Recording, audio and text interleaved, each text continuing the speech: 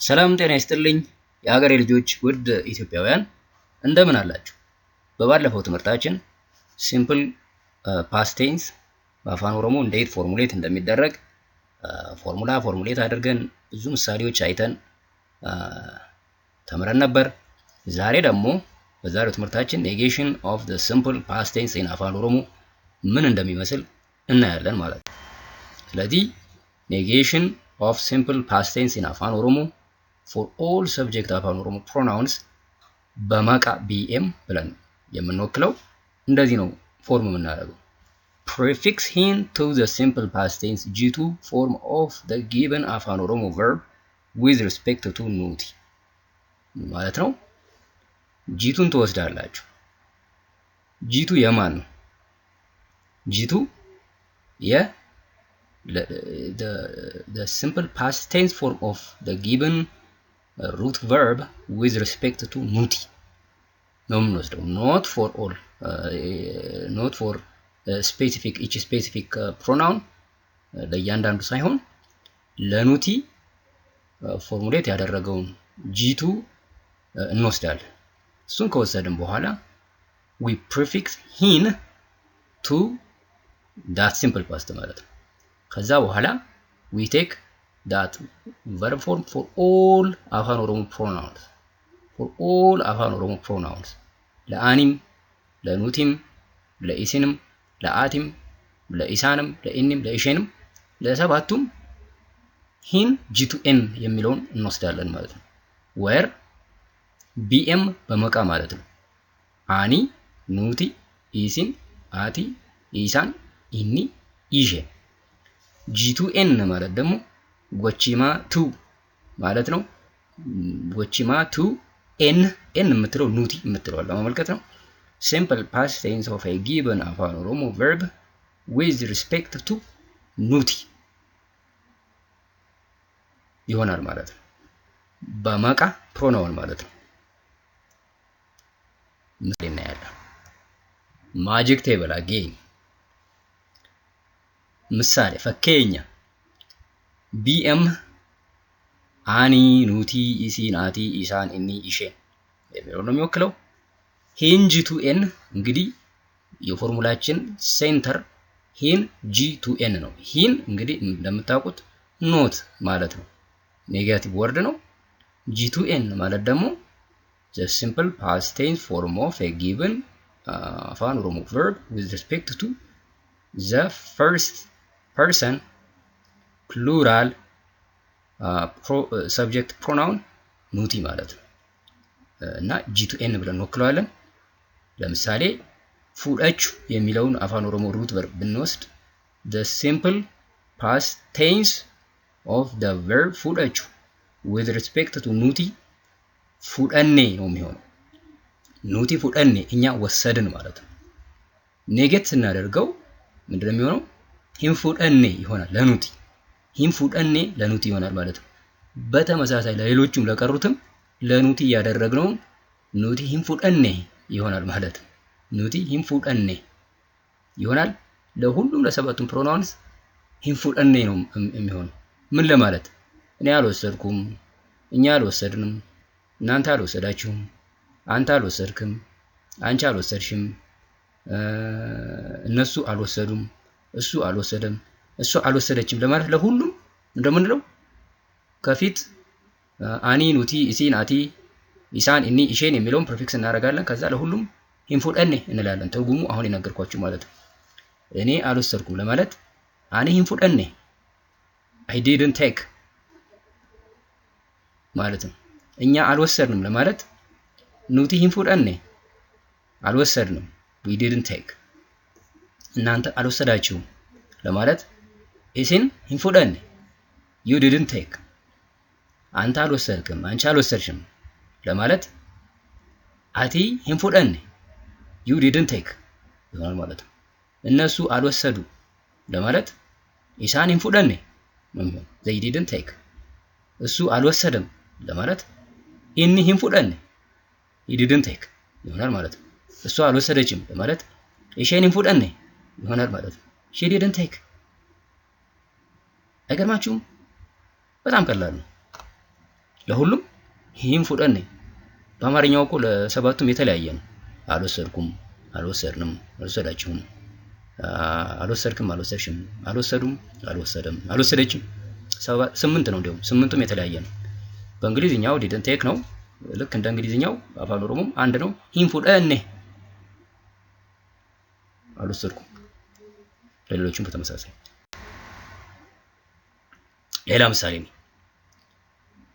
ኦኬ አሁን እንግዲህ በአፋን ኦሮሞ the simple past tense form of all verbs all አፋን ኦሮሞ verbs with respect to ኑቲ የሚኖራቸው suffix አራት ብቻ ነው።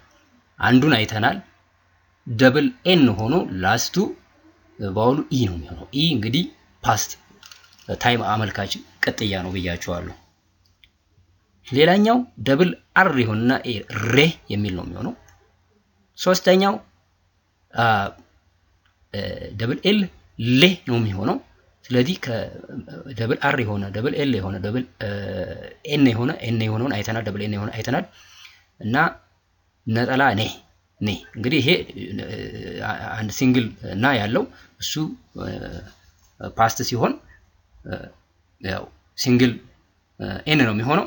ኔ ይሆናል ማለት ነው። ኤን ወደ ኤ ስንቀይረው አን ወደ ኤ ስንቀይረው ማለት ነው። ከእያንዳንዱ አንዳንድ ምሳሌ እንወስዳለን።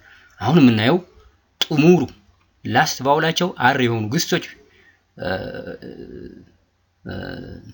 ሲምፕል ፓስት ቴንስ ወይም ላስት ባውላቸው አር የሆኑ ግሶች when they get negated for all subject pronouns የሚኖረው ፓተርን አንድ አይነት ነው። ጥሙሩ የሚለውን እንወስድ። ለምሳሌ ቢኤም ሂንጥሙሬ ነው የሚሆነው for all እንግዲህ ጥሙሩ መጨረስ ነው። እኔ አልጨረስኩም፣ እኛ አልጨረስንም፣ እናንተ አልጨረሳችሁም፣ አንተ አልጨረስክም፣ አንቺ አልጨረስሽም፣ እነሱ አልጨረሱም፣ እሱ አልጨረሰም፣ እሱ አልጨረሰችም። እንደዚህ ለማለት ለሁሉም ሂንጥሙሬ ነው የምንለው። ለሁሉም አሁን ያልኳችሁ በሙሉ ሂንጥሙሬ ነው የሚሆነው። እንግዲህ ቢኤም የሚያሳየው ቫሪያብል ነው። ቫሪያብል which represents all አፋን ኦሮሞ subject pronouns ማለት ነው። ዝርዝርን እንየው። እኔ አልጨረስኩም ማለት እኔ ሂንጥሙሬ I didn't finish አልጨረስኩም። እኛ አልጨረስንም ለማለት ኖት ሂንጥሙሬ we didn't finish አንድ አይነት ነው። ያያችሁት ነው። ኢሲን ሂንጥሙሬ እናንተ አልጨረሳችሁም you didn't finish አንድ አይነት። አቴ ሂንጥሙሬ አንቺ አልጨረስክም፣ አንቺ አልጨረስሽም you didn't finish። አንዳንድ ስፔሊንግ ስህተቶች ይኖራሉ። እንግዲህ እያስተካከላችሁ አንብቡት። ኢሳን ሂንጥሙሬ እነሱ አልጨረሱም they didn't finish አንድ አይነት ነው። ሂንጥሙሬ ለሁሉም። እሱ አልጨረሰም እኔ ሂንጥሙሬ he didn't finish። ሰባተኛ ኢሼን ሂንጥሙሬ ማለት እሷ አልጨረሰችም she didn't finish።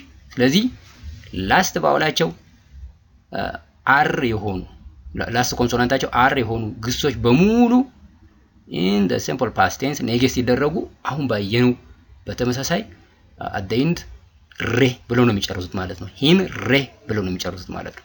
ሂንጥሙሬ፣ ሂንቱሬ፣ ሂንጉርጉሬ እያለ ይሄዳል ማለት ነው። እንግዲህ በጣም ብዙ ምሳሌዎች መጽሐፉ ላይ ታገኛላችሁ። መጽሐፉን እንድትመለከቱ ጋብዛችኋለሁ ማለት ነው።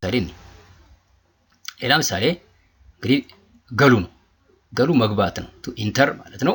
ስለዚህ ኔጌት ስናደርገው when we negate the verb ገሉ መግባት የሚለውን in the simple past tense for all subject pronouns የሚኖረን ፓተርን ምንድን ነው? ቢኤም ሂንገሌ ለሁሉም ማለት ነው።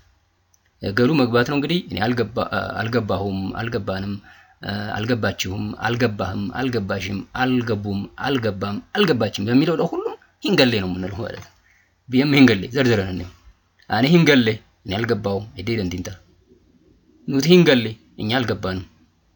ኢሰን ሂንገሌ እናንተ አልገባችሁም። አቲ ሂንገሌ አንተ አልገባህም፣ አንቺ አልገባሽም።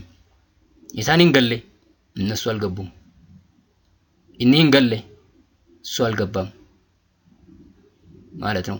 ኢሸን ሂንገሌ እሱ አልገባችም ለሁሉም ማለት ነው። እንግዲህ ለምንድን ነው ለሁሉም ተመሳሳይ የሆነው? እንዳልኳችሁ ላስት ባውላቸው ላስት ይሄ ገሉ የሚለው ግስ ምን አይነት ግስ ነው? ከፊል መደበኛ ግስ ነው።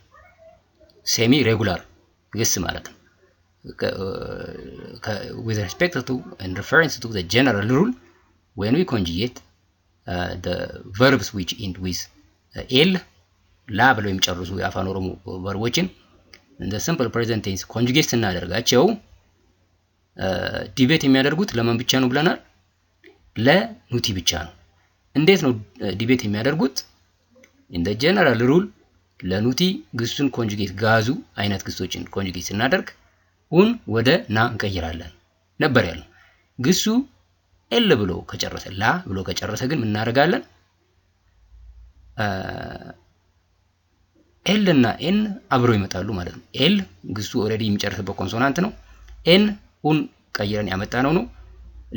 ኤል እና ኤን ሲመጡ ኤንን ወደ ኤል እንቀይረውና ደብል ኤል ይሆናል ማለት ነው። ስለዚህ እንግዲህ ይሄንን ወደ ፓስት ቴንስ እንቀይረው ደግሞ ላስት ቫወሉን ወደ ኤ እንቀይራለን። አ ነው የሚሆነው፣ ገላ ነው የሚሆነው፣ ገሌ ይሆናል ማለት ነው። ፓስት ሲሆን ሂንገሌ ይሆናል ማለት ነው። ኔጌት ሲደረግ ሂንገሌ ለኑት ያገኘነው ለሁሉም አፕላይ እናደርጋለን ማለት ነው።